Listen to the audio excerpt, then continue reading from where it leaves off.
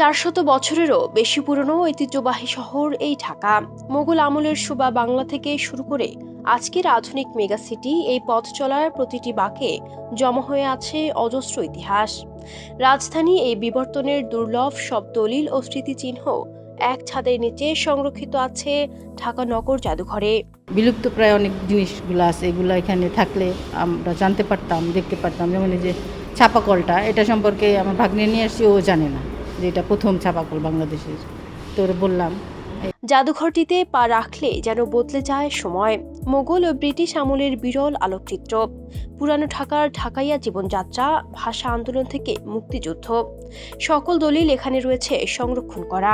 এখানে আসলে দেখা মিলবে শাহবাগে হরিণ ঘুরে বেড়াচ্ছে, ঢাকা গেইটে হুর উঁচকুরে দাঁড়িয়ে আছে হাতির দল।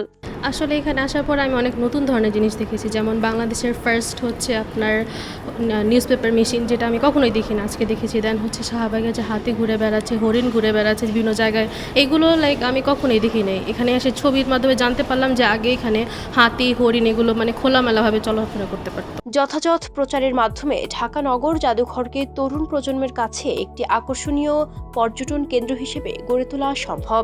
জাদুঘরের তত্ত্বাবধায়ক শ্রী ভূপেন্দ্রনাথ চক্রবর্তী জানান, ঢাকার আদি বাসিন্দাদের রেখে যাওয়া ঐতিহ্য সংরক্ষণ করছে এই নগর জাদুঘর। তিনি সকলকে নিজ নিজ পূর্বপুরুষদের ব্যবহৃত ঐতিহাসিক স্মারক ও স্মৃতিচিহ্ন এই জাদুঘরে প্রদান করার আহ্বান জানান।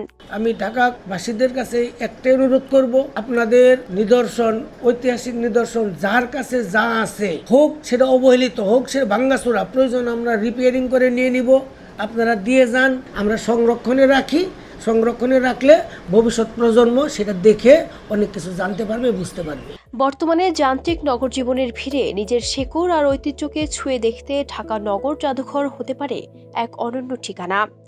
যথাযথ সরকারি পৃষ্ঠপোষকতা আর প্রচারের আলো পেলে 2 টাকার এই ঐতিহাসিক জাদুঘরটি হয়ে উঠতে পারে নগরবাসীর জন্য অতীতকে জানার সবচেয়ে বড় মাধ্যম।